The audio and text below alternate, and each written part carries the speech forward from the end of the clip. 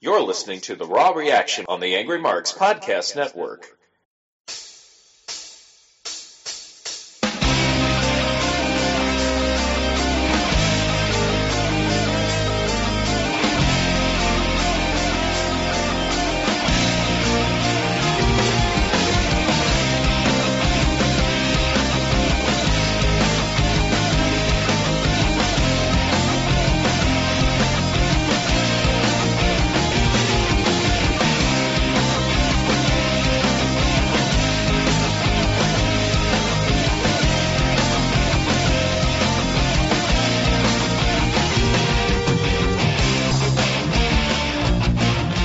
Happy New Year, and welcome to the AngryMarks Podcast Network with AngryTensai, Big Vic, Raw Reaction, and welcome to tonight's review of You're a Blockhead, Charlie Brown. What the hell did we just watch, Big Vic? I don't know. I feel like WWE should be paying me for what I just had to sit through for 3 hours. For those of you who did not watch Raw tonight, one of the things, if you're new to this network to start the year, one of the things we're known for is our blind loyalty and overly positive vibe about Raw and WWE. And even us, as true WWE marks, we're left with our heads scratching tonight with a new year. We go back into the authority angle on what was a troll-like John Cena Appreciation Night, where all the members of the Survivor Series Raw face team were embarrassed systematically tonight, culminating with a lovable loser segment filled with balloons and streamers, I shit you not, on tonight's Raw. I don't even know where to start. There was some good wrestling on this show, which we'll definitely get into tonight, Big Dick, but I mean, how did you feel at the end of Raw tonight? I was just blown away. I'm like, I checked the time. I'm like, this can't be it. They're not going to end this. I couldn't believe that was how we ended Raw. Yeah, I mean, I don't know what they do to follow up with it. I mean, last week on Raw, I missed last week's episode. Figured it was a load of crap, and that was actually seemed like a decent show to figure out a way to get the authority back last week. This week, I don't know. I mean, it just sort of made the heels look like, I don't know what you call it. Just they outsmarted and they won. I feel like next week there's going to be a lot of backtracking, a lot of story filling to do here, because I think that they've rushed into this. This is going to obviously turn into some sort of a storyline where Cena has to give up his championship match, or he has to win the championship to save their job. But I mean, I don't think WWE is really going to fire Dolph Ziggler, Eric Rowan, or Ryback at this point, unless their wellness policy has uncovered a number of violations, which could very well be the case. But it just seems funny if that was the case to terminate them. Then that's sort of a little surprising. You're right, and I agree with you 100% because it does set up backtracking. I thought last week was a really, really good show. You had Edge and Christian back. They were your guest GMs for the night. And you could kind of see, you know, even if they were going to bring the authority back and they were hell-bent on that was the angle they were going to take again into WrestleMania season, it actually made sense because John Cena's Achilles heel is he's always the good guy. He's always doing the right thing. And he did do the right thing. He even saved essentially the life of his biggest mortal enemy, Edge. And he did, and it was novel, and in return, Rollins, to not crush his skull, got the authority back. Now, I understand the authority's back tonight and they want to humiliate Cena and friends. I thought nobody got it worse tonight than Dolph Ziggler. We'll talk about that in a minute, but I guess that kind of makes sense if you're going to go with this angle because he's the one that essentially single-handedly beat the authority by himself, which was pretty awesome at Survivor Series. But it's kind of stupid because the way Ryback, Rowan, and Ziggler's characters are, is Ziggler would have got fired and he would have grabbed the mic because it's still live and been like, awesome, there's a lot of new wrestling federations out there right now. I'll go work for one of them and put them on the map because I'm the best, because that's who he is. Ryback has no no ties to anyone. He would have turned around and speared John Cena right then and there, you know? And Eric Rowan just stood there, and we've seen all the diversity in his character and emotion out of his character. It was just stupid. And then John Cena sat there, literally, all I could think in the moment where John Cena hears that all the faces are fired, and the streamer's coming down, the balloons are coming down. I thought to myself, you're a blockhead, Charlie Brown. And he had that blank stare like Charlie Brown, the way he's standing, he's wearing a yellow shirt. I was like, is this serious? And all I could think to myself, Vic, was I can't imagine how hard CM Punk was laughing at home and like, man, did I make a good decision? I'm now the number one guy in the sports entertainment media, even if I get my ass kicked, but at least I'm not doing this. You know what I mean? Oh, absolutely. And the thing is, more people give a crap about what he says than what John Cena does on Raw. It was just so stupid. It really, really, really was stupid. Now, Kev, you're listening in the booth, our producer extraordinaire. You said to us before we came on, you didn't listen to the show, but just hearing us describe the last segment where Triple H and Stephanie McMahon come out and basically issue additional punishments aside from all the ass kickings that the superstars took tonight, which we'll get to. How do you, like, can you imagine this in your head? Like a celebration going on in the ring, the guys getting fired, and then like America music playing, like do do do do do do do do do do, and the balloons coming down. Like, what is it? How does that sound to you, Kev? Well, I watched the end of that because I needed to know, of course, when Raw ended, and I saw that whole sad, pathetic shit show, and it just unfortunately reconfirmed the New Year's resolution that I made last week. Which was? Choo choo, motherfucker! I am playing trains for 3 hours and not paying attention to Raw. The very second that Triple H ever appears on my screen is the second I turn this show off, and I didn't even turn this show on until the very end, and unfortunately I still couldn't avoid that bastard. What about your $9.99? What are you going to do with it? You know, I waffled on this. I thought about canceling my subscription last week, and then I kind of thought about it because I realized that the reason I was going to cancel it because I like Triple H is fine as a human being. I don't like the Triple H character though, especially the way they're using him now.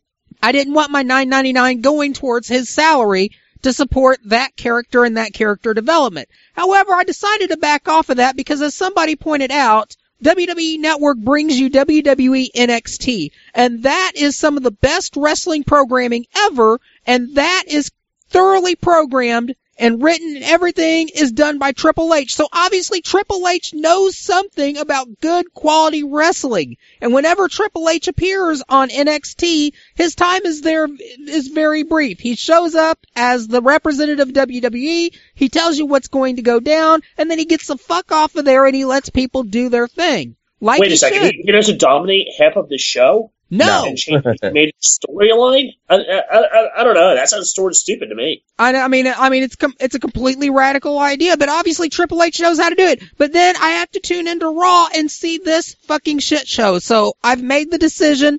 WWE has to be taught a lesson. As soon as we get off the air tonight, I am canceling my WWE Network subscription. It just renewed like last week. Wow. But they've lost me. I can't support it. If there's something really interesting in WWE that I truly have to see, I'm sure WWE will post it on its website or on its Facebook feed. If I really, really need to watch Raw for something, they'll have it on Hulu, which I already pay for. But, you know, I cannot pay for WWE Network anymore.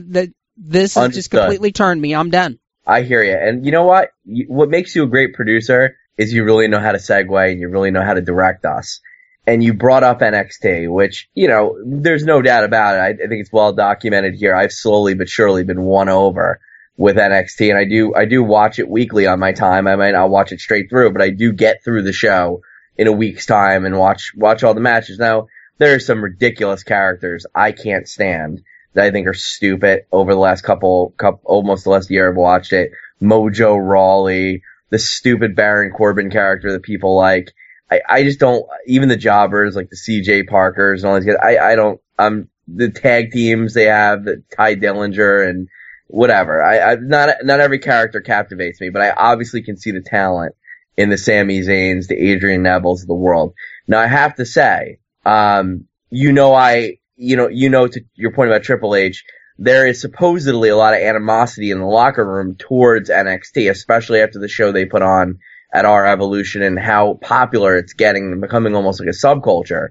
One of those teams that drew me in and one of those things that drew me in are the Ascension. And I can't tell you how disappointed I am that they have allowed Vince McMahon to get his little grubby hands on these guys. It is a shame how uncomfortable they've made these guys feel and how they have turned these guys into comic book characters. And they were always dark and they were always a little over the top. But my God, they still look dominant. But at the same time, it almost looks like they're being forced to go out and humiliate themselves.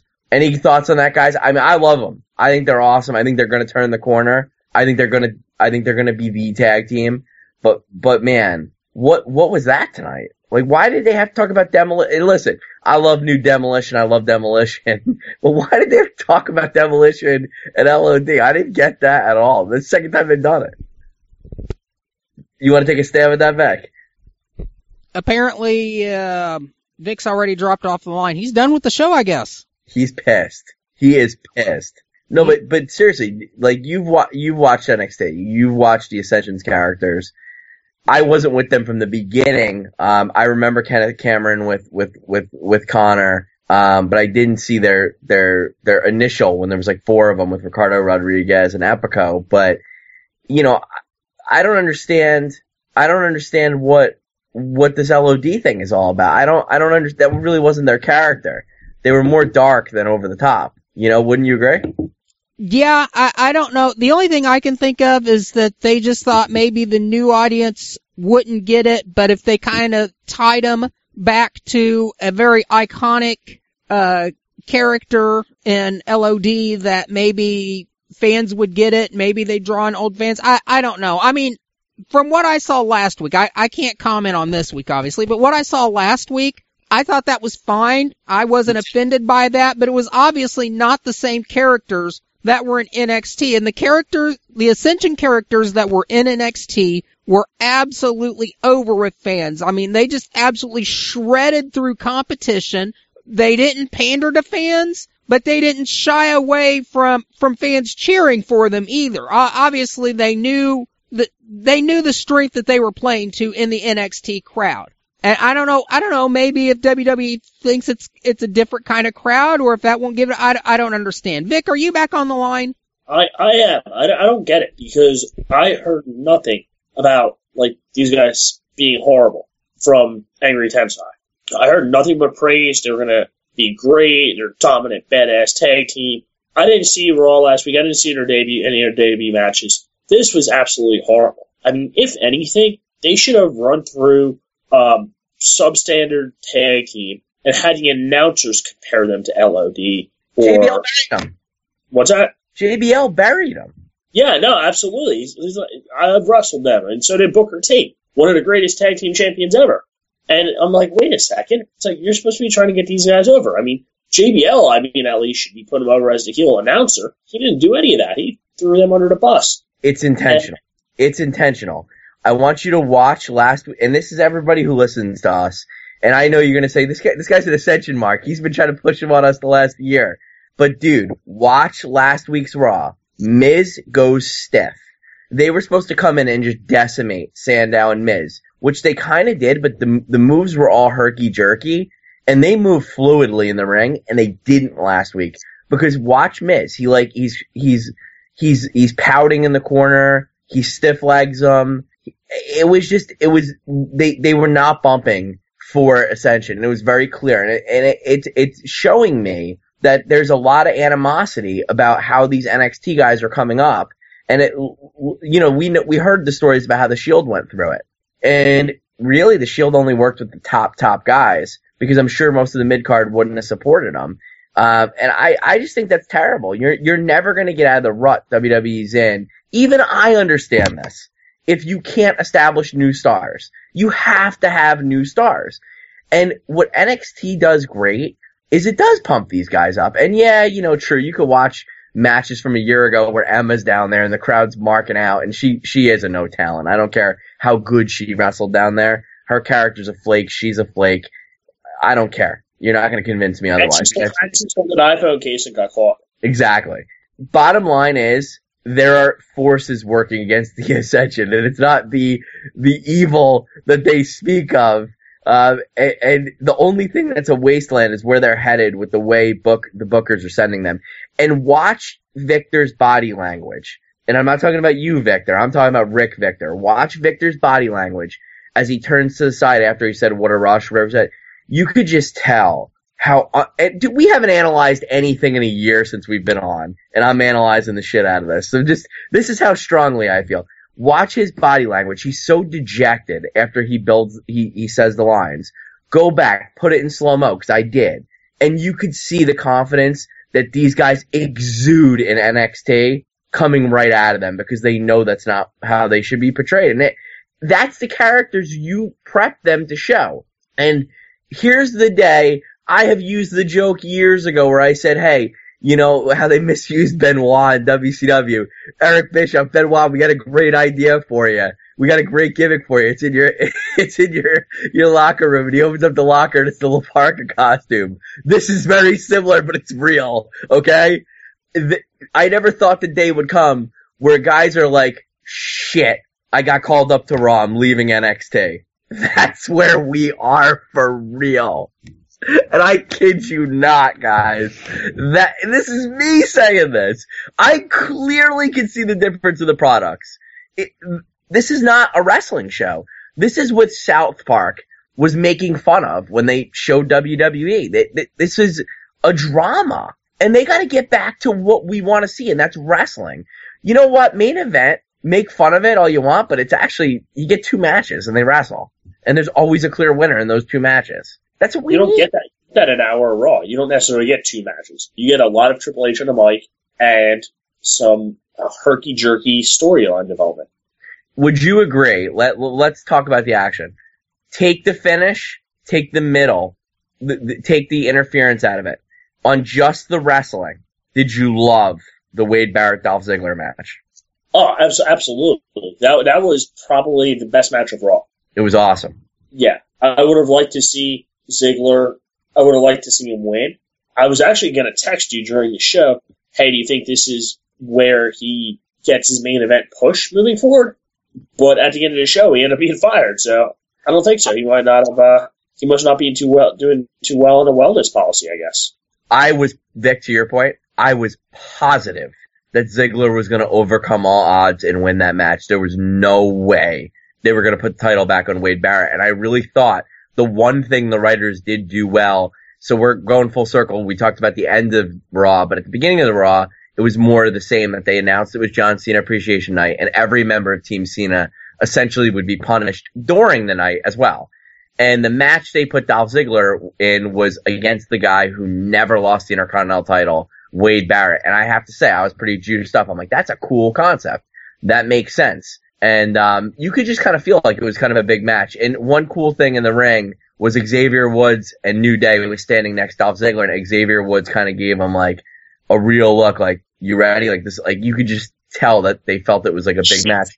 Real. Yeah, like that's actually, that little move by Xavier Woods, like, is what makes, that's what, they used to do that during the Attitude Era. Every little detail. And that was one of those scenarios where I was like, wow, this is gonna be awesome. And the first match, well, I'll break this down. Fall 1 was awesome. It was a good match, and Dolph Ziggler, and I thought it was a little odd, not immediately, it was a long match, but throughout false finishers, hits a crucifix of all moves, rolls up Wade Barrett, which is a common pin combo, but he usually doesn't get the win. He got the win on a surprise with that. All of a sudden, Kane comes down the aisle and says, by the way, I forgot to tell you, this is a 2 out of 3 falls match. Well, before that happened, basically after the match, Ziggler had to win, and Barrett was beating the piss out of him for a good couple minutes there. And then he brought him, and the ref's like trying to get him off, and then Kane comes down and says, oh, by the way, 2 out of 3 falls, have fun. Then he gets wastelanded right after the beating he took. So it was like, you're right, beat down, announces fall 2, Wasteland, bam, he gets I did some really good wrestling at that point. Oh, yeah. Now, the third fall actually was really good. Yeah.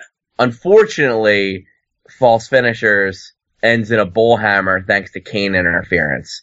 And I thought Ziggler was going to win the match in the super kick, and he didn't, and that surprised me. Yeah, that was a little. I thought he had it won too, and when he didn't get that pin, I knew okay, Kane's to do something or there's be some interference. He's just not meant to win because he wasn't going to get 2 super kicks. The only thing I could think, and the only thing that would make some sense is, I think WWE, although they really do like Daniel Bryan, there's no doubt about that, and he is a focal point of WWE, I think they realize at this point it's too risky to put the title on Bryan or in any really key main event feud at this point until they really know what he can do and really get him back in there. So he's not going to main event WrestleMania. The fans can cry and whine all they want, but that's just a good business move, and I'm sure even Daniel Bryan would agree with that. And he doesn't need the title to be over. He's ridiculously over. When does he come back? He'll be back at the Royal Rumble, and that was part of last week's show. Oh, okay. All right. Well, you know what? Another good thing I missed. If you do yourself a favor, guys, and for those of you guys listening, we're being pretty passionate tonight, go watch last week's Raw. It was actually really good. It was really one of the best Raws in a long, long time, and I was so amped about the Ascension's debut. And I was so amped Edge and Christian were on. It was a night about tag team wrestling, which, that's another thing. You're going to bury the Ascension, JBL, and all these other people. You have no tag teams in the WWE. You have none. So it's not like they're taking someone's spot. I know how it's such a big deal you're taking someone's spot. But guys, guess what? When this isn't around anymore and wrestling goes back to the territories, as Killer Kev has alluded to before, and we got to look for flyers around our supermarkets to go watch wrestling shows, you're going to feel bad that you didn't hold spots, I mean, dude, I was a big Hardcore Holly guy, no doubt about it, but he didn't need to hold his spot for 10 years, because if you've seen one of his matches, you've seen all of them, okay? The only thing, I can't believe I'm saying this, one of my all-time favorite guys, the only thing Hardcore Holly ever did entertaining, and the only reason I like him, was because of his super heavyweights gimmick, where he went through a phase. Yes, he went through a phase where he actually thought he was equivalent in size to Big Show, Undertaker, and Kane. The kicker was... And Crash Holly. And they used to bring scales down to the ring with them. Well, Crash copied off Hardcore. Here's why this was such a great gimmick. Hardcore thought... He called him, Undertaker, and Big Show the super heavyweights. And Big Show actually really liked Hardcore Holly in kayfabe. So Hardcore Holly's a face at the time, kind of a in-between heel face. Big Show's a full-fledged heel, dark heel with Undertaker, but yet Hardcore Holly keeps helping Big Show in his individual matches, and he kind of just grew on Big Show. Undertaker absolutely hated him. Freaking hated him. But Big Show actually kind of respected him and would never let Undertaker beat down Hardcore Holly. But then Crash Holly started emulating Hardcore Holly like a little kid would. And he started thinking he was as big as Hardcore Holly. It was great. I mean, this was great. And then literally we had to watch 9 more years of Hardcore Holly without that gimmick, and it sucked. And that's the Usos, and that's Matadors, and all the other shit tag teams in WWE. However, jumping around a little bit, I really like Cesaro and Tyson Kidd together. That was awesome tonight. Did you enjoy that? Yeah, I'm not as over on the New Day as the New Day is over on the New Day, and the City Ferguson is over on the New Day, but I think I like that way to debut. I mean, I know they've been tearing it up on the tag team circuit out in NXT, but it was nice to see some fresh blood in there, and I think that they're going to compete for the championship, or I hope they are, because I feel like Cesaro was sort of getting wasted in the mid-card feuds, win one week, lose the other, and then Tyson Kidd, he was wrestling basically NXT or get some scrub match and then have a fight with Natalya after the match. Yeah, I'm starting to like Tyson Kidd's character, though. He wears the beats to the ring. He's obviously a great worker, and everybody knows it. He went after the NXT title on NXT and took the champs to the limit. The one thing I like a lot about Tyson Kidd is he's just kind of an arrogant prick, and he likes the ladies, and that's cool, and that shows why they would be hanging out with the Rosebuds tonight. So to your point, The match was Big E versus Adam Rose. The match ends in a schmoz, because two rosebuds interfere in full bodysuits. And think back to WWE 2Ks or any of the wrestling games where they have the green guy and the red guy that are just like costumes. You know, they're just like bodysuits, but you can't see anything. But these bodysuits jump in the ring. One was black and one was gray in color. And I think the gray had muscles like painted on it or something. Well, here's where I'm going with it. I saw these two guys jump in the ring, and I'm like, these guys are freaking jacked. Who the fuck are these guys? I was like, these guys, who are these studs? And you could just tell the way they were built. These guys were legit. And then they do this crazy blockbuster top rope finisher that I guess Cesaro and Kid are going to use as a tag team. And then they pull off the mask, and it's like, oh, wow, that's Cesaro and Kid. And it makes you realize when you get around a, ridiculous gimmick, that if you utilize these guys correctly and you just let them wrestle, which they're there to do, and not tell stupid stories and act like a soap opera, you got something there. And that was a cool segment. I enjoyed that. They're good. You know what? And you know what? You can break up Miz and Sandow whenever you like now, have them both go to the lower mid card and put Tyson Kidd and Cesaro right back in there. I lost a lot of respect for Miz last week, and I'm telling you, read the dirt sheets, read around. There is some thought that Miz was very unhappy and pouty about the assignment he got last week, not only dropping the tag titles, but having a job to the newly debuting Ascension. Sorry, bro, this isn't WrestleMania 27 anymore. So what happened? He lost. Is this both happened on Monday night then, or what happened on? They lost the titles to the Usos last Monday. Terrible match. Sandow basically never even really got in. I mean, Miz was basically wrestling the match by himself, and he pretty much almost beat the Usos by himself. And literally, the weirdest part of the match, and I was positive the Ascension was going to debut after, the Usos basically did like a 3-minute interview where they just danced around the ring for 3 minutes with Naomi, and no one came out to stop them or jump them. They just danced around for 3 minutes, and it was just terrible TV. And I don't know who decided the Usos are the gold standard of tag team wrestling, but dude, they would have been a mid-card team in the tag division and never have came close to the tag titles in any era except this one. I don't care. You could say they're great now. They're not. They're absolutely not. There's nothing great about them. Their pace isn't great. They're boring. I mean, I liked them a year ago when they were the only tag team out there. But it's just like I'm watching the same thing and they never evolve. They're the only talent, and I use that term loosely, in WWE that has not changed at all over the last 4 or 5 years. They're the exact same. Nothing new. I've had enough of it. And Miz and Sandow decide I like them a lot together. Miz and Sandow decide they want to cash in their rematch tonight, end of night. They're like, this was a fluke. I thought that was very admirable that they were so ready to go. They wanted the match tonight. I thought that was very cool because that showed a different size of Miz now, that they were ready to go and they really wanted it. You could watch back and see what I'm saying. But Edge and Christian are like, no, we have something special for you tonight. You're going to have another match tonight, but it's not going to be for the tag titles. And I guess because of the GM, Miz Dow just has to go along with it, which was stupid. And they went out there and they just stood there in the ring, and basically the Ascension just came out and destroyed them. But the problem was Miz went stiff in the corner and then fell down one time, and it screwed up the pace of the match, and it made particularly Connor look slow when he's not.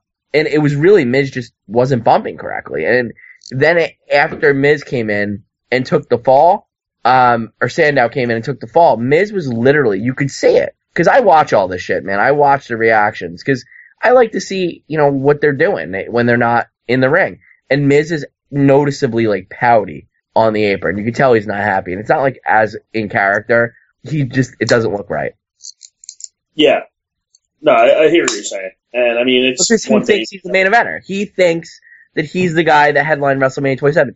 He was a vehicle for Cena to get rock bottom by Rock. That's all he was. That could have been anybody. The whole gimmick, the whole rib Miz, is you're not supposed to be a champion. That's the whole thing. That's the whole point of Money in the Bank. Why and And the best part is, I'll never forget Kevin Nash the night Miz cashed in and won the title. And he won the WWE title specifically. And Nash put on Twitter at the time, WWE, you just told everybody that your whole thing is a work. You just let the whole world know that everything's a work.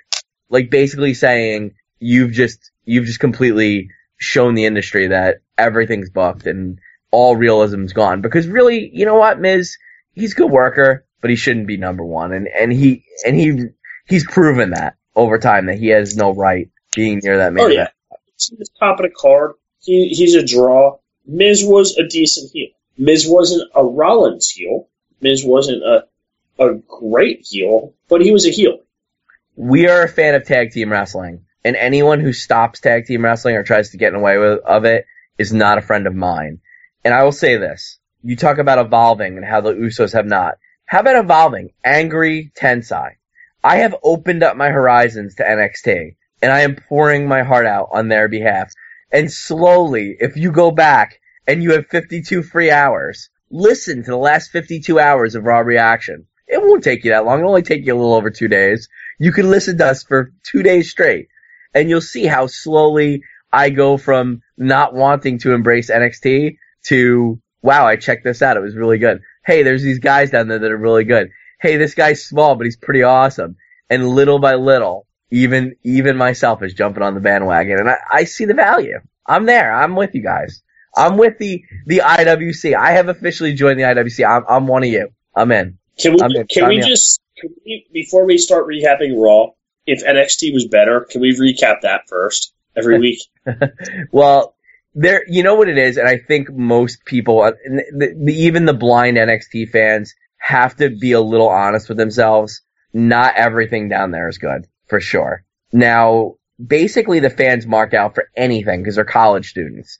And they're just so excited that they're at Full Sail and they're watching the wrestling. And I'll tell you that the women's division is somewhat okay. The Sasha Banks is very good. Charlotte's very good. But the other women I don't think are very good. At this Full Sail University, do they sell beer there for the fans? I would assume so. But like I said, there's that girl Bailey who is like a mentally challenged Eugene of females. I don't get that character. I don't see the talent. I know a lot of people like her. It's like Emma number 2. I'm not with that. The two Italian wannabes, Enzo and Big Cass, who was not Italian or Bronx or whatever when he first started. They're a joke. The other tag team, the Vaudevillains that are supposed to be the 30s throwback. I mean, I don't see it. I don't think it's funny. I'm just not amused by it. I don't like Sin Cara and Kalisto together. They look completely undersized. Atami and Finn Balor, they're awesome. I haven't seen too much of them. I know they're legends in Japan, but they are pretty awesome. I get that. And, you know, we know the whole ROH crew, Zayn, Neville, and, well, I think he was drafted. I don't even know all the federations there. And these guys are good. They're good, but there's a lot of guys that aren't, and a lot of guys that are very, very green. So to go and say everybody's good and the whole show's good, that's just ridiculous and it's ludicrous. The storylines are better developed, I feel like. Oh yeah, because it's just like, I hate you or I want a title shot. It's pretty simple. It's very simply booked. But anyone who's going to sit here and say the whole show is awesome and everything is great, that's crap, because it's not. There's a lot of green guys. There's a lot of guys who will never make it. And there are guys who came up now that aren't making it. I think a lot of these guys are being buried, but, you know, Big E's a good example. He was the man down there, and I don't think he's been booked badly. I think he's gotten a lot of opportunity. You know, I think he was paired with Ziggler and AJ Lee. Yeah, his series without Albert, yeah, I agree. He hasn't gotten over. His series without Alberto Del Rio was the one good thing he really did. I liked their 5 matches they had. But aside from that, I don't think he's been that good. I think Rusev's even a flop. I do. I think when he goes down, finally, he's gonna fall off the face of the earth. Yeah. Hey, really quick, you mentioned Del Rio, and I actually thought about Del Rio during Raw and had a big smile on my face, laughing my ass off about what he's sitting at home watching and thinking when he hears this. During the Ascension and the two guys they wrestled, I don't know if you call it the ring introduction to those two gentlemen, but there wasn't one. I didn't even know there were two match or in the ring. I thought somebody was coming out, and then they just get in the corner, and they're like, oh yeah, they're starting this match. But anyway, JBL said like 3 or 4 times, oh, these guys came over on a raft from to Corpus Christi or something like that, and just made reference to that like 4 or 5 times during the match. You know, I heard him. He said the same joke 3 times. And yeah, and I'm thinking like, wow, it's like the one guy's Mexican, and I'm sure Del Rio's absolutely pissed off beyond belief because JBL, he's a good stock investor, a good commentator, but freaking a douchebag from what I hear. So I'm sure hearing that out of his mouth a whole bunch has probably just added a little bit more fuel to whatever his lawsuit is against WWE for termination there. I have a theory on JBL, and you know, I look back to his time with Farouk and Bradshaw when they were the APA, and they used to be on WWE Bite This all the time, which was WWE's version of a podcast. It was up on like AOL back in the day, and I used to listen to it, and Bradshaw did have a leadership position in the locker room back then, and at some point, McMahon decided that, you know, JBL, who was Bradshaw at the time, is a trusted guy. They're going to break up the Acolytes because Ron Simmons is going to retire, and we're going to put a rocket on this guy, and we're going to let him be our guy on the SmackDown brand. We're going to let him be, you know, the main guy. And, you know, I think he always had a chip on his shoulder because I think a lot of people to this day don't think he should have ever had that opportunity. And I think he was a good champion, and I think he gets a lot of flack because of his work was good but never great. You know, his best stuff's hardcore stuff and tag team stuff. I mean, I remember his match at WrestleMania with Finlay. That match was frigging awesome. But his main event with Cena really wasn't that good at WrestleMania. And I think Bradshaw just generally has a problem with new people coming in and new things. I mean, he was really against ECW for real, and I know that was his character, but he really did bust up the Blue Meanie. He really did have heat with the ECW guys coming in. And you could watch those ECW pay-per-views. I mean, he took liberties in the comments he was making. And Vince just has always liked JBL, and he can say anything he wants. But I do think he kind of crossed the line tonight. I do. I really think, like, first off, he buries the Ascension, which I just don't get. Like, everybody's... Yeah, if anything, as the heel announcer, he should be rah, rah, rah, hey, these guys are the best ever. And all of the announcers, I mean, hey, it's like, are you trying to turn him into, like, Hulk Hogan turning... It's jealousy. Like that? It's jealousy because, dude, you think about the transition from LOD to Demolition. After Demolition, it really was guys like the Acolytes. The Acolytes literally came in.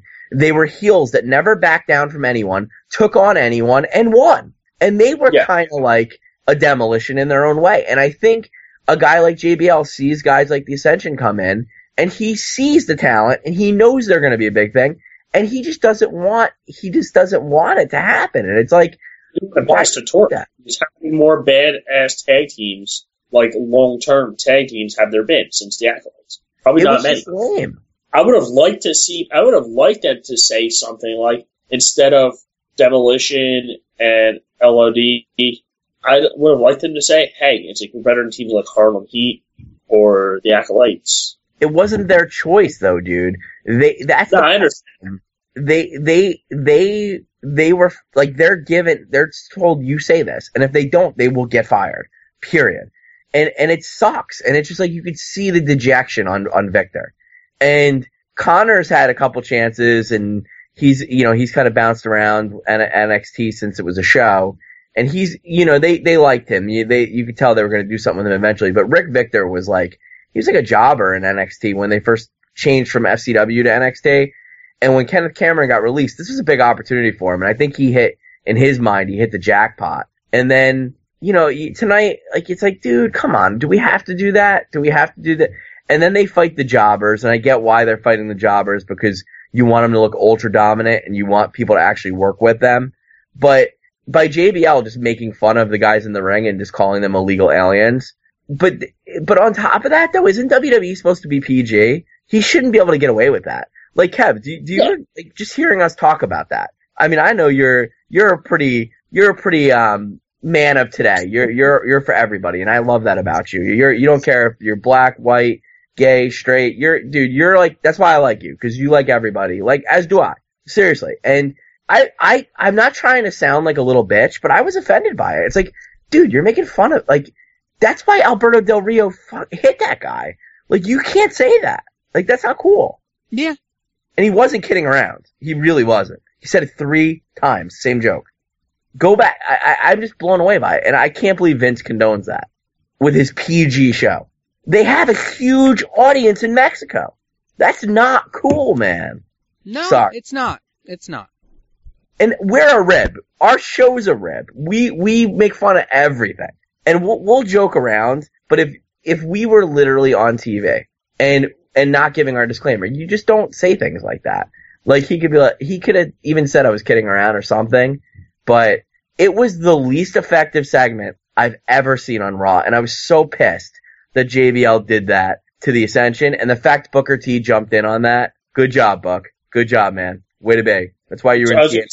That's why you're doing SmackDown and you're a third commentator on it. What, by the way, whatever happened to Jerry King Law? I heard he was in the hospital. Is he okay? Do you know, Kev? I don't really know the details. I know he was hospitalized, but I don't know what for. He was hospitalized for diverticulitis. What's that?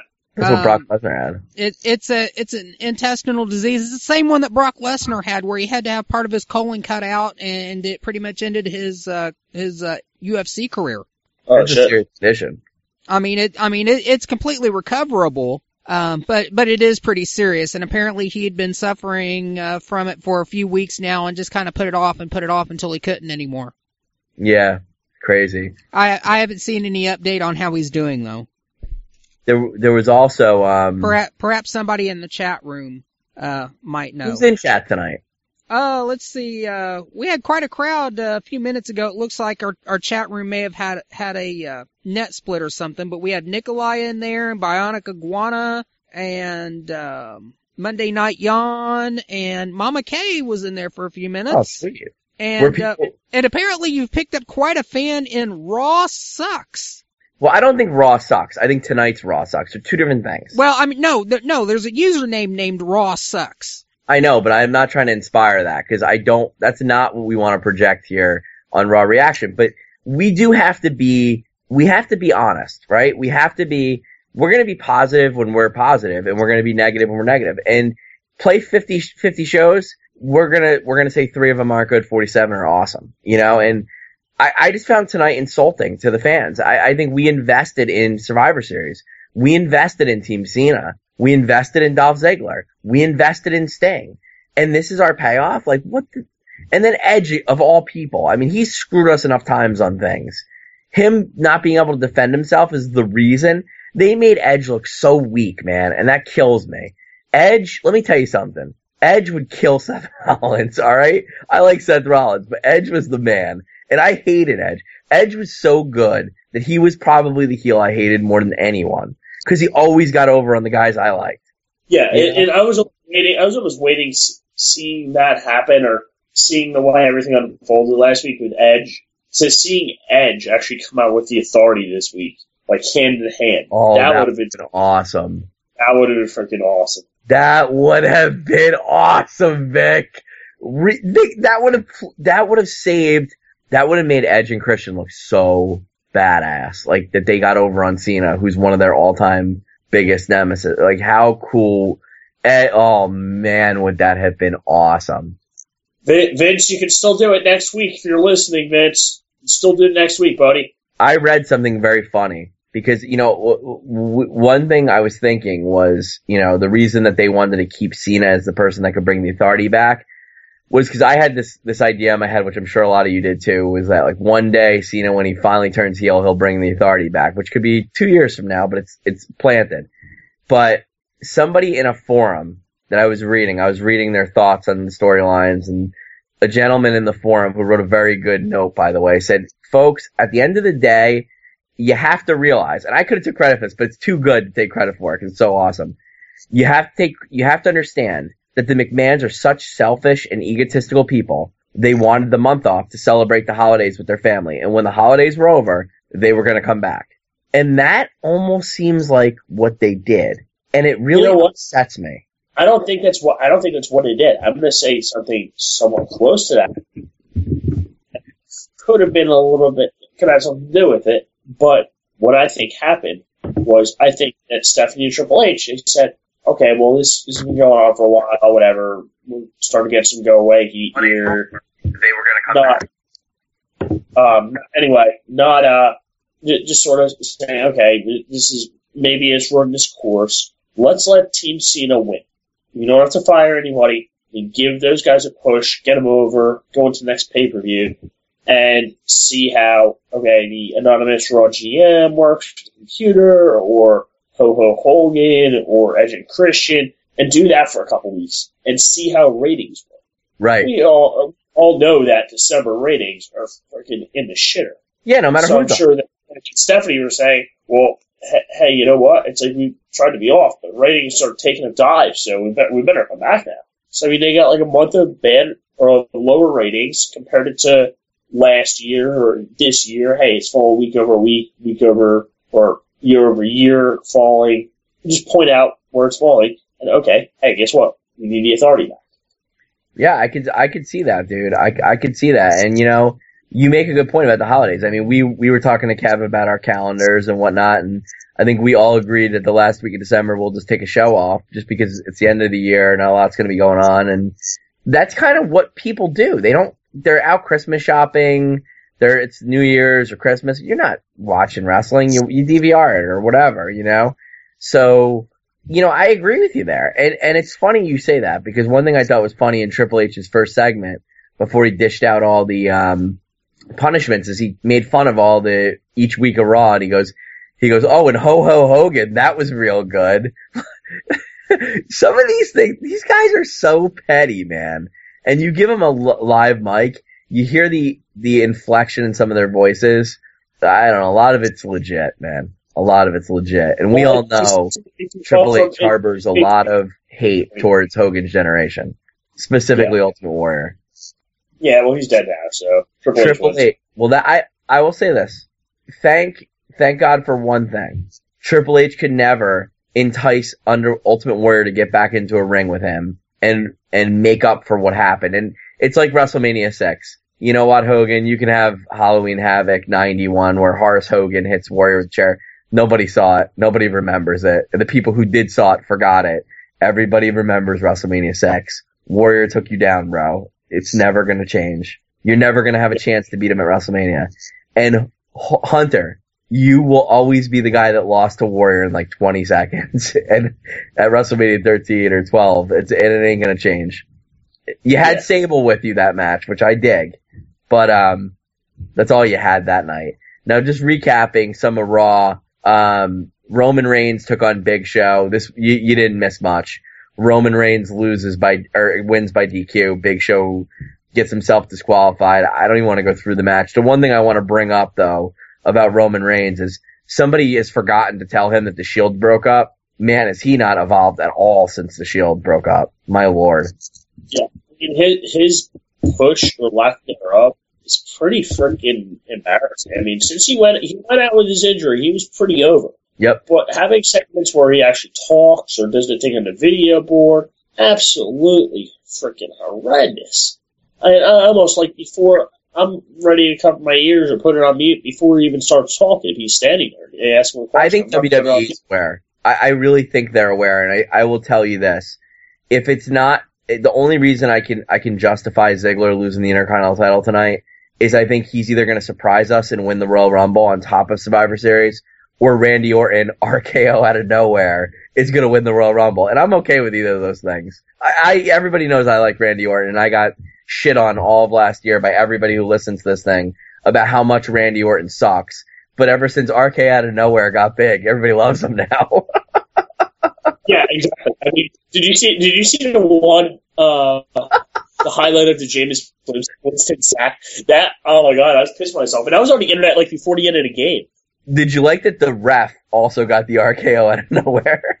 It was freaking hilarious, man. I was freaking dying when I. Did you see the real RKO out of nowhere? Where does Orton RKO a little kid? Or soccer? Was it a soccer goal or what was the real one? I forget. There's so many. I saw the video. What it did like 10 different. He RKO'd a little kid for real. It was awesome. What's that? He RKO'd a little kid for real. Or I think the little kid RKO'd him. Okay. Nikki Bella took on Natalya. Not much to talk about here. Natalya wins with a cheap roll-up. Paige was in her ringside while Brie Bella was with Nikki. One thing I thought was weird is Paige started yelling in the ring after the match, "This is my house." And I'm thinking, like, how is this your house? You've only been in the WWE Raw for, like, I don't know, a couple months now. The Bellas, with all due respect, they're not even half the workers of Paige. But even I somewhat agree with time and grade. They have been there a lot longer than Paige. Oh, yeah, they've hit her dues. Paige has been in WWE for about 8 months. Yeah, I didn't like her doing that. I like Paige, but I don't know. I thought that was kind of lame. It's like, dude, like, yeah, we know the internet likes you, and that's cool, and I like you too. I don't really find you as attractive as anyone else on the roster, but I do see that you're good. There may be men on the roster that are more attractive to us than you, Paige. Sorry. I think WWE is dressing her to almost, like, accentuate her whiteness. Like, originally she was wearing, like, purple and black, and now she's, like, going, like, and I know that she wore a lot of black in the past, but now it's, like, everything's black. Jacket's black, nails are black, hair's even more jet black, everything, like, it literally looks odd when she comes to the ring. Like, she's so white that it offsets the black. It's really weird. You know what it comes down to? One thing, my friend. Hot topic? You know what that is. Ferguson. Why? Shit, man. It's all about color. Yeah, she is pretty white.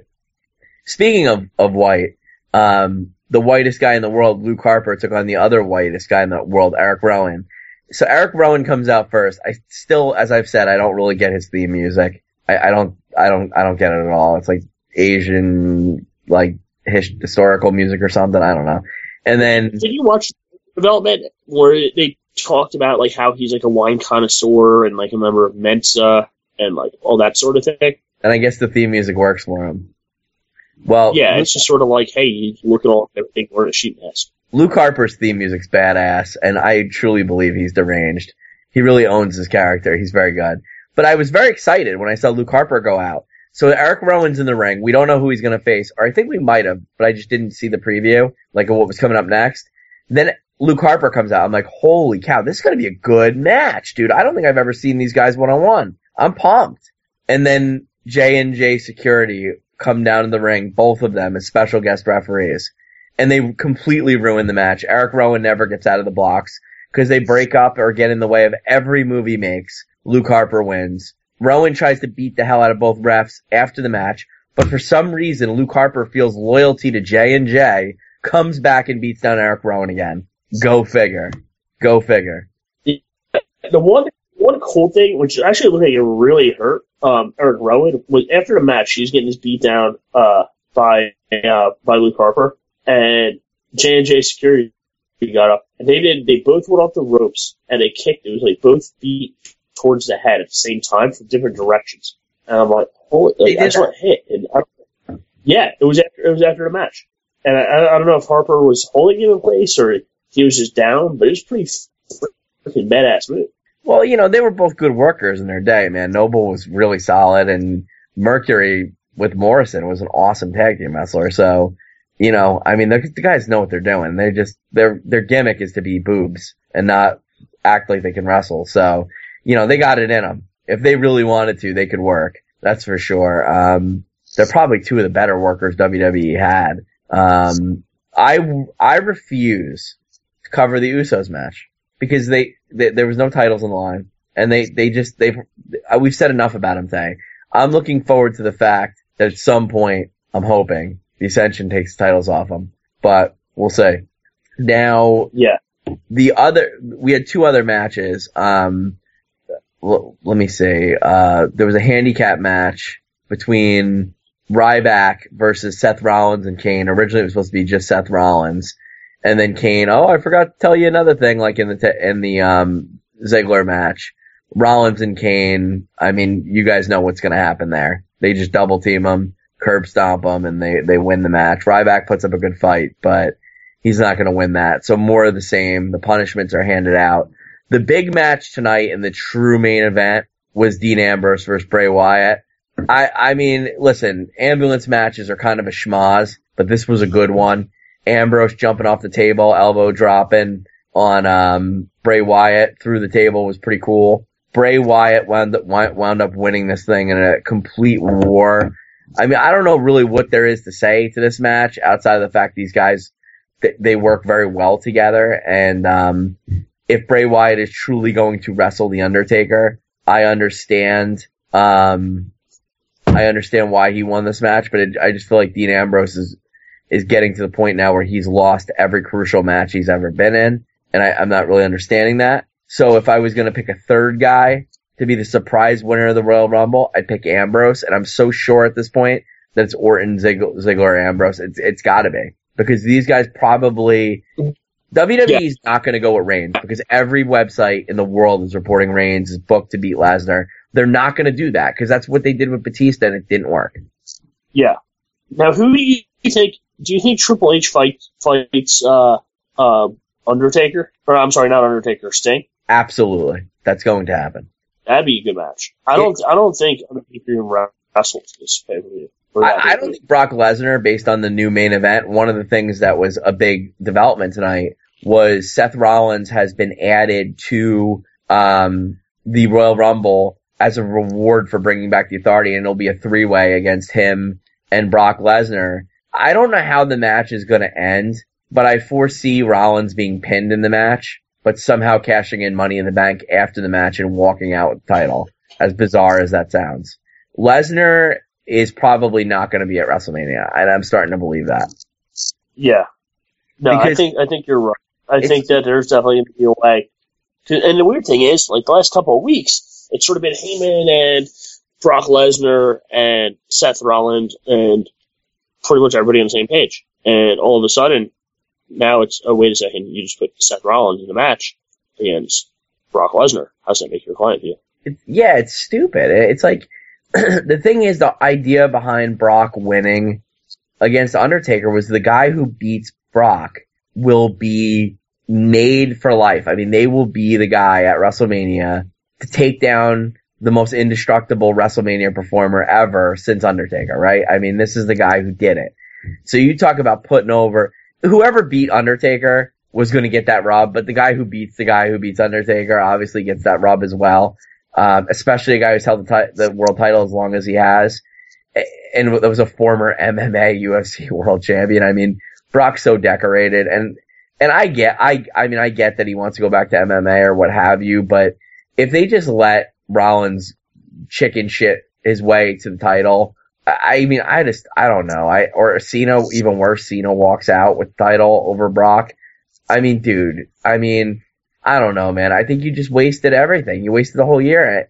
And it's like WWE doesn't book ahead anymore, you know? And there's a lot of, like, nervous hot-shotting. And I think Daniel Bryan last year was a good example of that. And I think it was good they didn't shove the Batista thing down our throats, but at the same time, you can't knee-jerk to everything going on, you know? I really don't know what's going to happen, dude. I know one thing. And I'm glad we're talking about Royal Rumble now that we've gotten through the show. I know one thing. If they do go the route that we're talking about and they go with an Ambrose, Orton, or Ziggler, the fans will go along with that. I really believe, and I would have said last year this time they would never have they never would have went along with Randy Orton on anything. But the world is so stupid that they're willing to accept Randy Orton now because of RKO out of nowhere. And he does the move so much less now because when he does it, the crowd goes freaking crazy. It really is bizarre how in WWE you can be wrestling for 4 or 5 years and then you just catch fire like that, you know? And that's just the way it goes. And it happens organically, you know? And I think I look at WrestleMania right now and I can't tell you who's going to be in the world title picture, but I am sure of 2 matches. And I think it will be Bray Wyatt versus Undertaker if he can go, and Sting versus Triple H. That I'm sure of. But we will see. We will see. So, Vic, you there? I think we might have lost you a little bit here for a second. But I don't know, Killer Kev, do you want to add any commentary on the RKO out of nowhere thing? I know this is something we haven't really addressed here on the air, and it's been going on for probably the better part of the last couple of months. You know what? It just seems like every time I think it's finally gotten old and it's time to just get over it and move on. Somebody manages to post a brand new one that just absolutely entertains me. It is pretty cool, isn't it? It's like the meme that won't die. Don't you think it's breathed life back into Randy Orton for real? Like, I mean, it totally has.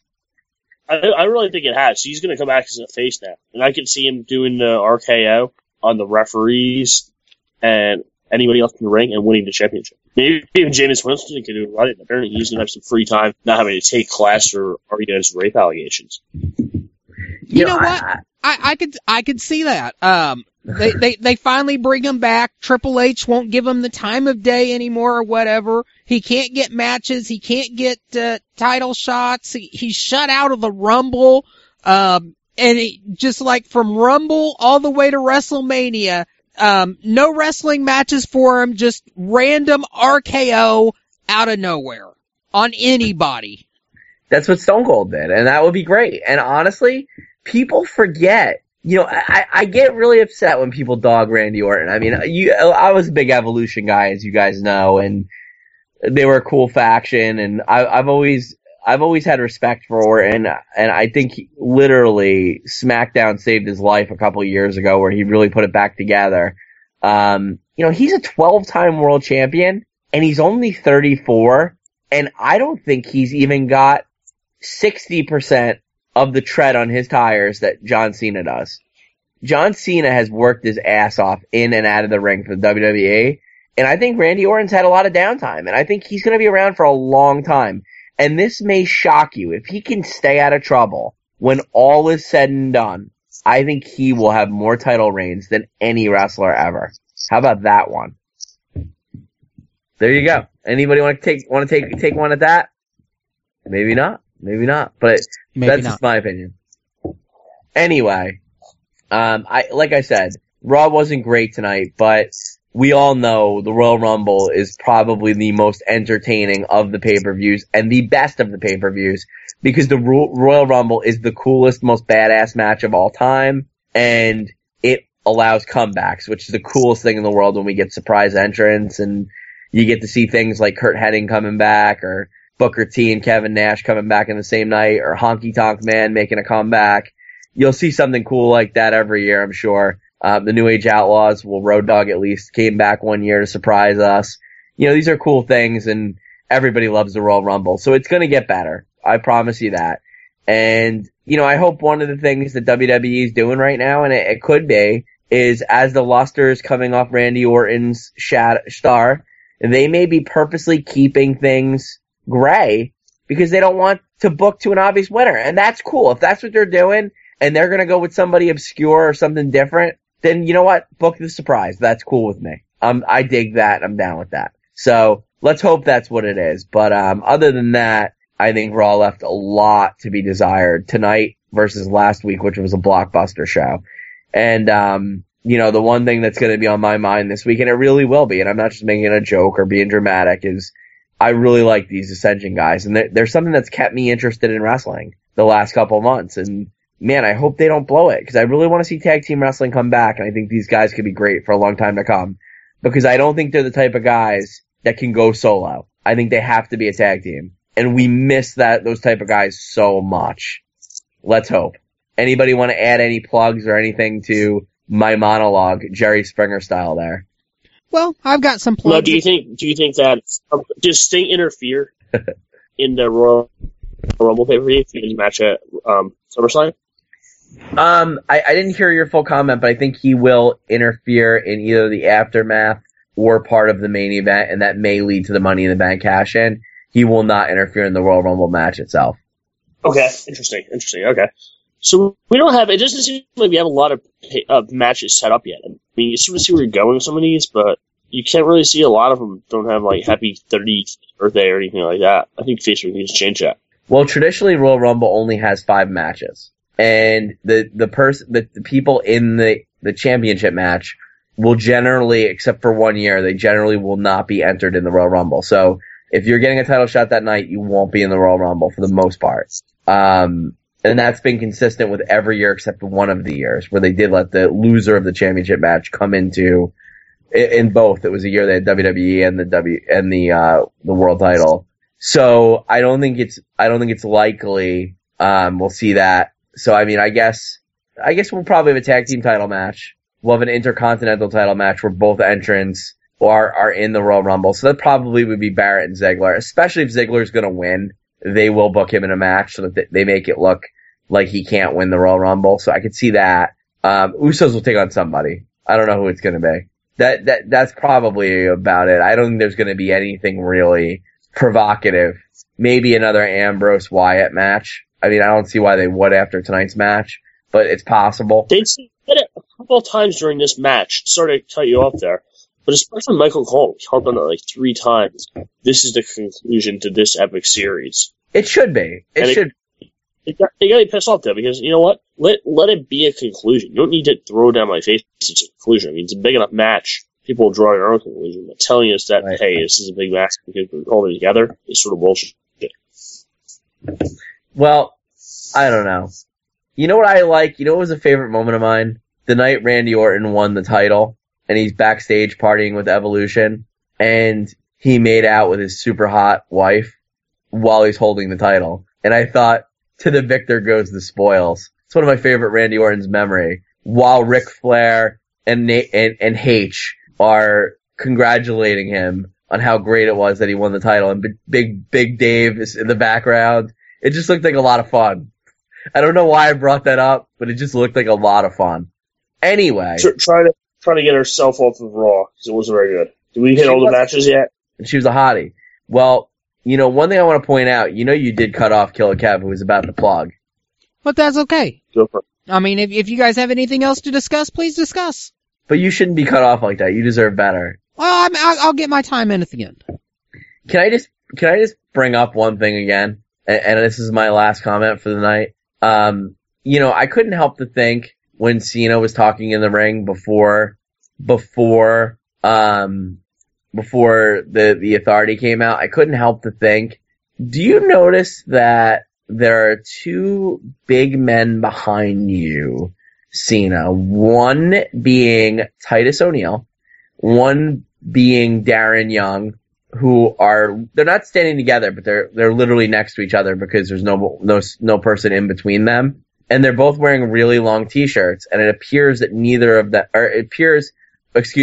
Titus is wearing a really long t-shirt.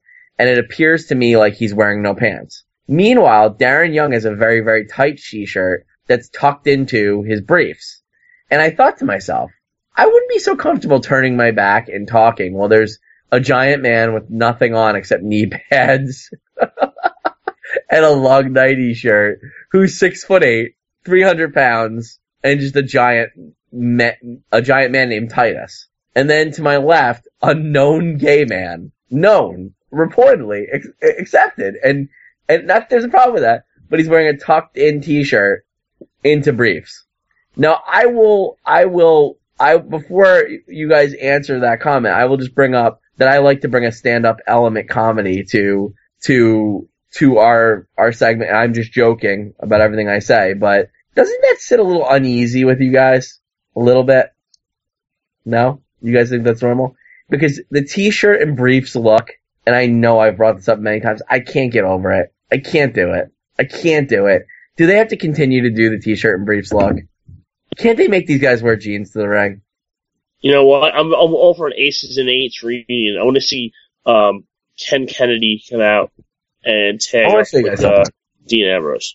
I want to show you. I don't know if you guys can see this over Skype. I want you guys to see this. It's very important that you guys see this. So I'm going to try and comment on Skype here. Let's see how do I type a message here. So we're learning how to use Skype on the air. I want Kevin Vic to see this. I can't show it to you guys, but it's literally a picture of Randy Orton of all people. He's holding the title. You guys, look at that picture. Come on. He does not look intimidating in that picture. He's wearing a super long t-shirt, and it really looks like that's his ween. What is that? Like, what does that look?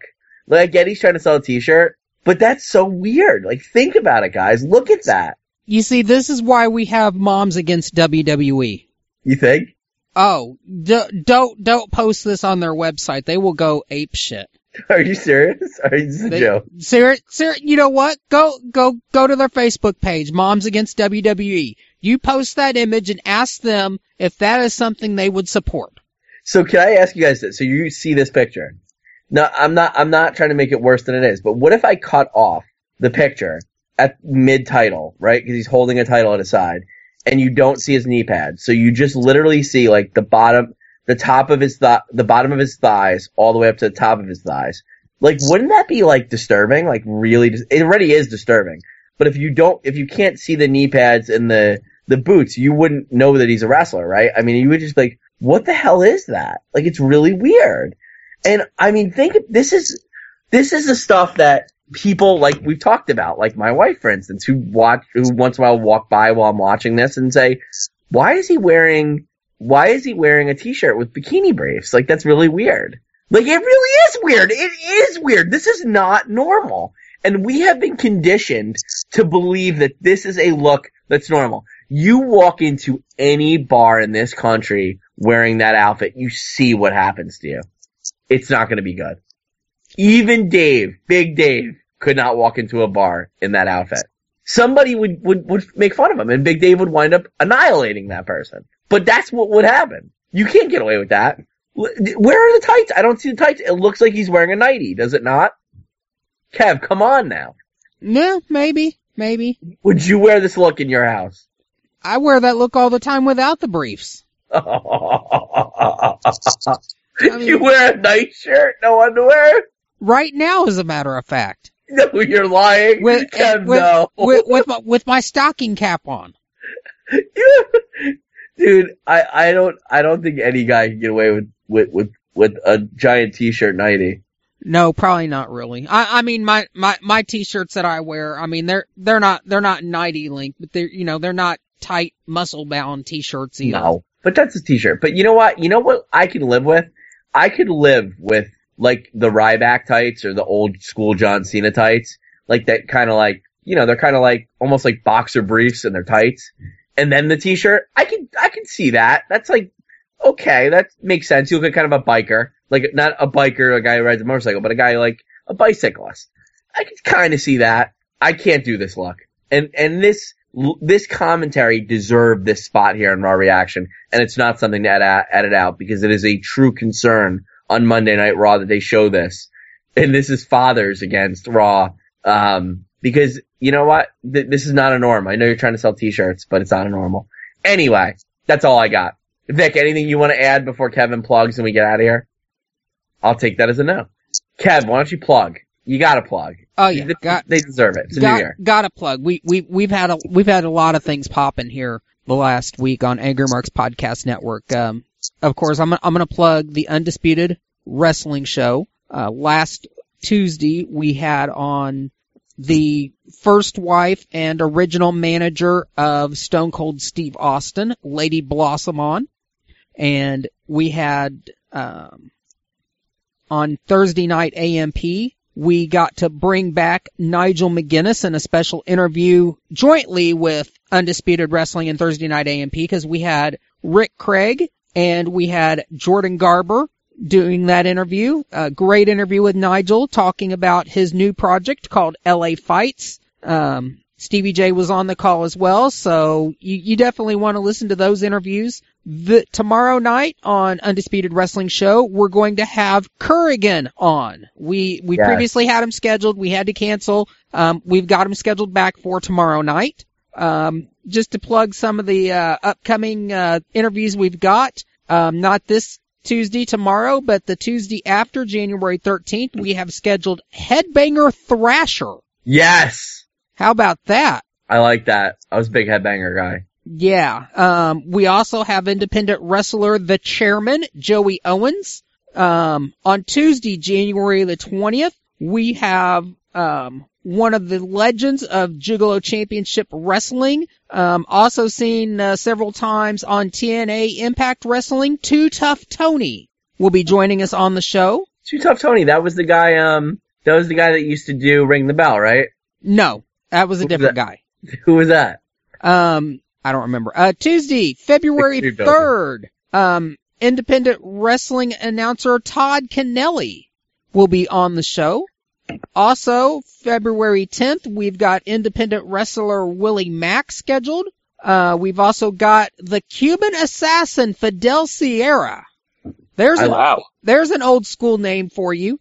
Tuesday. He jobbed to many of my favorites. Yep. Tuesday, February 17th, we have TNA star Garrett Bischoff. Oh, he was good.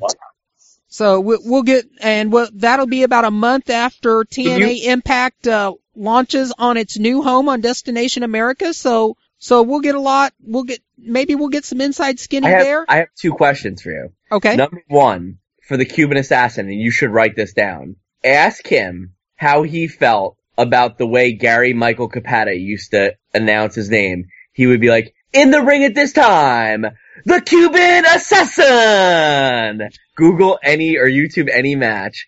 He would say it so funny, the way he said his name. But I do remember Cuban assassin actually having like a mini feud with Ron Simmons, and he was very, very, very prominent on WCW Saturday. Not Saturday night, but the old show WCW. I remember him a lot. So I'm very excited. I'm really actually excited to hear what he has to say, because he probably has a lot of great stories. Yeah, I hope so. Ask him about that. And then number two, and I have to ask this question. You know, I was a huge fan of Nigel McGuinness when he was on Thursday Night A&P, and I want to download from iTunes that interview. Did he make fun of any of the Angry Marks people like he did last time? No. I enjoyed that. No, he didn't make fun of anybody. I tell you what, though, I'll just make this observation. Stevie J kind of felt that original interview kind of came off like it did because it was just Nigel's dry, stereotypical British dry sense of humor. I just kind of felt like maybe it was just not Nigel's best night. In comparison to what he did this past Thursday night, way, way different. And I think looking back on it was, Nigel at the time was on his, promotional goodbye tour. He had just kind of done his documentary. It wasn't, too long after, he didn't get his WWE career. He went to TNA. That was a big bust, and he just wasn't. I thought his TNA career was great. I thought that interview was great. Yeah, I mean, that interview. It was a good interview, but I think on us. But I think in retrospect, listening to it back then and comparing to what he just did this past Thursday, I think he was just not in a great place in his own mind at the time, and with his retirement and everything, things were just kind of looking down, and he was basically kind of promoting his own self-produced DVD documentary on his retirement career, and he was just, he was just kind of depressed, I think. The interview he did this past Thursday, way upbeat.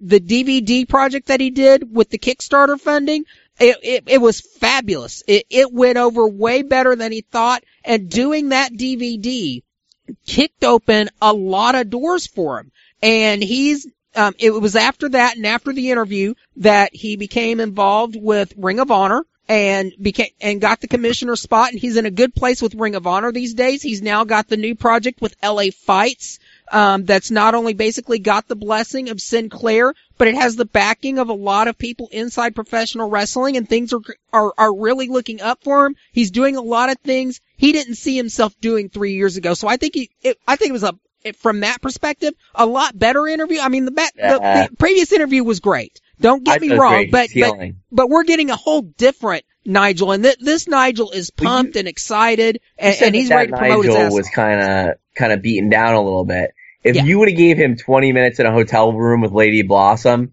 I think everything would have been fixed.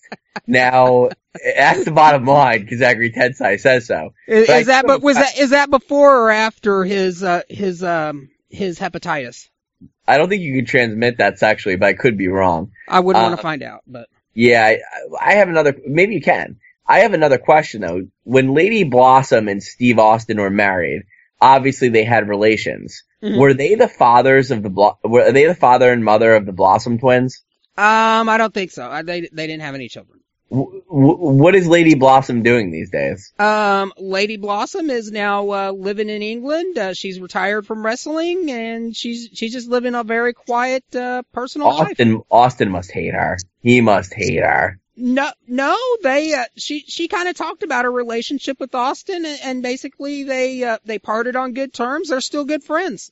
I feel like that in a way that's how Vic ended it with Ewan, who was his greatest love. And I don't even think Vic's connected right now. I can't get him back on. Well, this is a good show. I really hope you don't edit this one because I think this was some good stuff. I think we did more technical analysis on this show than we've probably done the whole time it's been on. Just about. This is almost a 90-minute show. That we got to let it go, but we appreciate everybody tonight. This was a lot of fun. I've got one more thing to plug. Go for it. One more thing to plug. We got Kurgan on Undisputed Wrestling Show tomorrow night, Tuesday night, Thursday night AMP with Stevie J and Jordan Garber. Our interview. You just saw him on WWE SmackDown this past week. We have the third Uso, Lance Anoy. Who? Lance Anoy, the brother of the Uso brothers. He wasn't on. Who is he? He was on SmackDown this past week. Really? Yeah. And now we've got him on Thursday night AMP. What did he do and what's he look like? Well, you go to our Facebook page, facebook.com/AngryMarks, and we've got his photo posted there, and we're going to talk about what he did. Does he look like a wrestler? Yeah. Cool. I didn't see him. Well, you'll have to go back and watch SmackDown again then. I don't watch SmackDown, but I should. I really should. You absolutely should, especially after this shit show of Raw. Nick and Jordan said that SmackDown was very, very good, especially compared to last week's Raw, but it's going to look like 1,000 mega billion stars better than this week's Raw. Yeah, for sure. There's actually some interesting stuff going on, so probably would be worth checking out. So it's good. Good stuff. I will check that out. And that's all I've got to plug. Excelente. Well, this has been a good 90 minutes of fun. So, we'll try and keep it shorter for sure next week. But, thanks to everybody for tuning in. Hopefully we'll have a show more like the Edge and Christian episode next week. Big Dick will be back with us. We've got to have a big show next week. Oh yeah, totally. Do you know why? I have no idea why. Wow. You next week is going to be the 200th episode of the Raw Reaction. Wow. I would like a breakdown of who's done like the most shows. Obviously you've been on all 200. Well, probably about 197 of the 200. Pretty close. But I'd be curious to see statistics. Just off the top of my head, I think you're the longest run of hosts we've had. I thought Goff was longer than me. No, actually I was just looking. Frank Vaughn did the first 53 episodes. Goff did 30 some episodes, which is, roughly 4, 8, 12, 16, 24, 28, almost 8 months. Wow. Mama Kay, I think, did 4 or 5 months with me, and then I think you guys are coming close to 2 years. Yeah, we've been doing it for a while, but I will say, you and Goff together, and I know I kid, but that is really what interested me in the network. I thought those were some of our best shows. I still think they are. I really enjoyed those shows. They were a lot of fun. So, 200th episode next week, so we're gonna have a little bit of fun. Cool. I'm excited. I've got something special lined up. Can I sing a song or something? Stevie J's Deck the Halls with Hardcore Holly is the greatest song ever written, but I would hope I could get something comparable one day to sing on the air. But, well, you should pin something. You should get together with Lanny Poffo. Yes, and have who wrote the Deck the Halls with Hardcore Holly song? I believe that is a Stevie J original. Very, very impressive song. It's amazing. I love that song. That song makes me very happy. Alright, guys. Oh no, he's back. I'm not ready for that. Sorry, he had to go write a very emotional message to somebody. Ewan. We were talking about Ewan, but we gotta go, Vic. It's over. It's a wrap. We'll see everybody at 200. Alright, peace out. Later.